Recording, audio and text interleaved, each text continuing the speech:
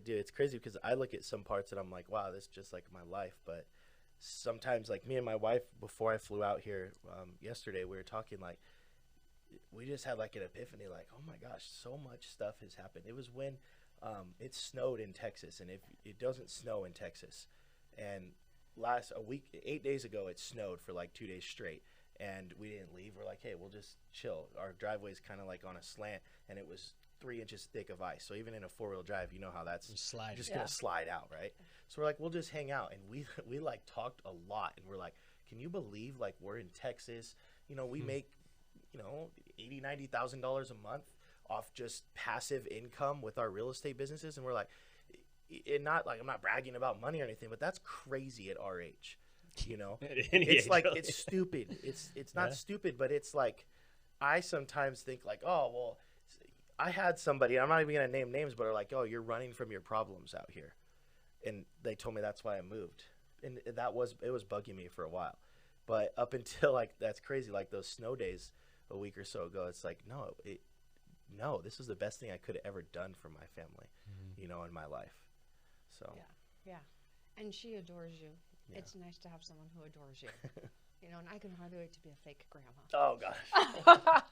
You know, what we're doing now is I took everything. I mean, and I'm never gonna be perfect. You know that. I still call you for the craziest stuff. You're like, what is he talking?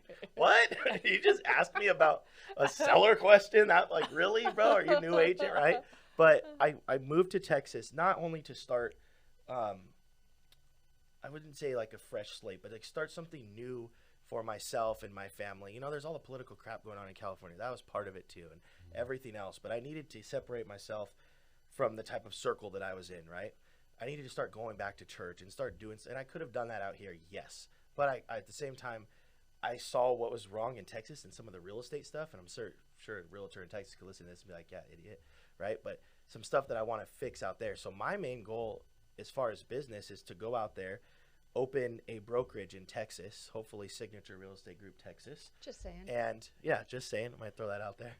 But and do everything that I would say I know what I did wrong here, and almost like make the perfect brokerage out there. I wouldn't say if you could make perfect, but my thing is I want to take like the young guys, and I know someone in this market has tried that, but like the people from 21 to 25 who want to make it in this business, which typically fail, right? That age group, they'll get a couple commission checks, they'll buy a BMW or something, and then they'll be back living with their parents or working on 9-to-5 job, right? But I want to take that and be like, no, bro, you could take this and be extremely successful if you do A, B, C, X, Y, Z, and miss all that stuff in the middle.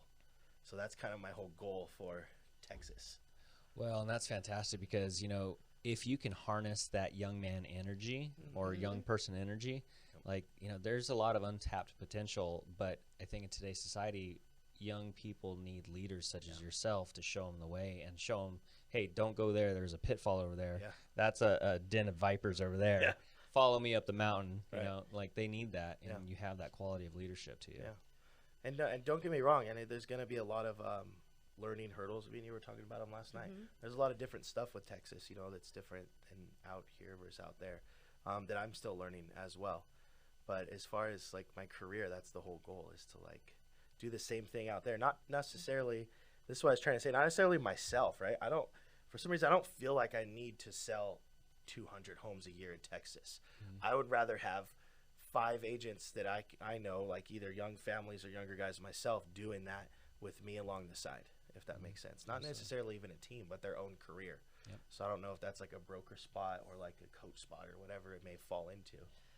What I see is it's a selfless spot.